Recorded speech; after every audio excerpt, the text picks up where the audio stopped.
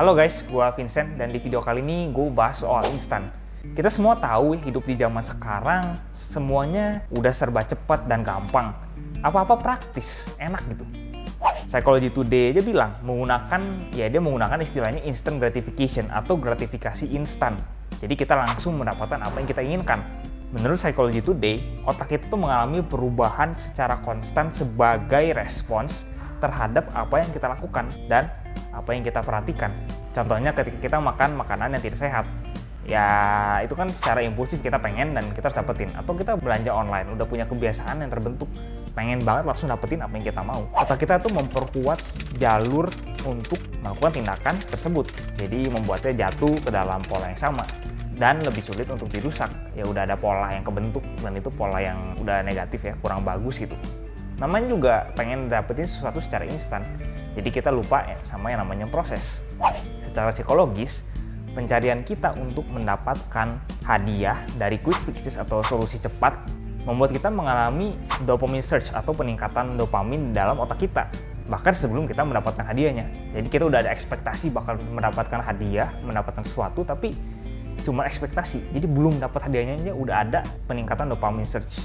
Gambaran besarnya, semakin kita menilai instant gratification atau gratifikasi instan secara berlebih, jadi kita terlalu menganggap gratifikasi instan sebagai hal yang penting, semakin besar kemungkinan kita untuk terdistraksi atau terganggu dari tujuan jangka panjang yang lebih berarti.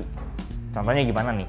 Ya misalnya tadi, karena kalian udah kebiasaan belanja online, nggak ada kontrol dan itu impulsif, kalian lupa sama tujuan jangka panjang kalian, misalnya untuk ya membeli alat-alat yang lebih penting, atau kalian mau nabung, punya tabungan, dana darurat, dan lain sebagainya. Itu kan mengganggu banget. Apalagi ya kayak contoh kemarin, kalau sampai kalian itu mau menjual aset kalian untuk membiayai pengeluaran kalian. Misalnya kalian punya kebiasaan untuk belanja online, tapi tujuannya kepanjang kalian itu sebenarnya untuk nabung. Ya itu kan sebenarnya nggak ganggu tujuan kalian untuk nabung, karena kan nabung itu menyisihkan dan ngumpulin uang. Sementara kalau belanja online, ya itu kan tujuannya untuk ngabisin uang kan, karena itu nguras uang. Ya gampangnya itu pengeluaran. Dan ingat tadi itu impulsif, kita dapetin gratifikasi instan, kita dapetin manfaatnya, tanda kutip, kita dapetin keinginan kita secara langsung.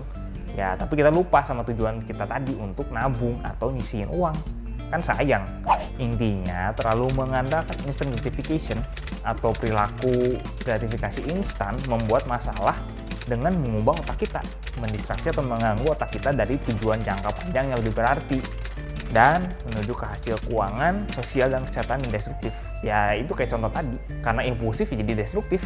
Ya misalnya belanja online mungkin awalnya dikit-dikit, lama-lama jadi banyak dan akhirnya mengganggu tujuan keuangan kalian.